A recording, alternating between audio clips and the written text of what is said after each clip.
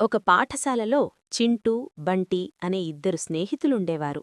చింటూ పాఠాలను భట్టీపట్టి చదివేవాడు కాబట్టి పరీక్షల్లో ఎప్పుడూ ఎక్కువ మార్కులు తెచ్చుకునేవాడు. బంటి మాత్రం ప్రతి విషయాన్నీ అర్థం చేసుకుని జీవితంలో ఎలా ఉపయోగపడుతుందో ఆలోచిస్తూ నేర్చుకునేవాడు. మార్కులెక్కువ రావడంతో చింటూ గర్వపడుతూ నన్ను మించినవాడు ఎవరూ లేరు అని అనుకునేవాడు. బంటి మాత్రం ఏమీ మాట్లాడకుండా తన చదువును కొనసాగించేవాడు. కొన్నేళ్ల తర్వాత ఇద్దరూ నగరంలో మళ్లీ కలుసుకున్నారు. చింటూ గర్వంగా నేను పెద్ద కంపెనీలో ఉద్యోగం చేస్తున్నాను, నెల జీతం 2 లక్షలు అన్నాడు.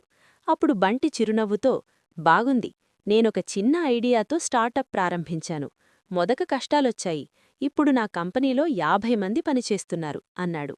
ఇది విని చింటూ ఆశ్చర్యపోయి నువ్వు నాకంటే తక్కువ మార్కులు తెచ్చుకున్నావు కదా, ఇంత ఎదుగుదల ఎలా అని అడిగాడు. బంటి శాంతంగా చెప్పాడు, నేను మార్కుల కోసం కాదు, అర్థం చేసుకుని నేర్చుకున్నాను. అప్పుడు చింటూకి తన తప్పు అర్థమైంది. ఆ రోజునుంచి అతడు గర్వాన్ని విడిచి అర్థం చేసుకుని నేర్చుకో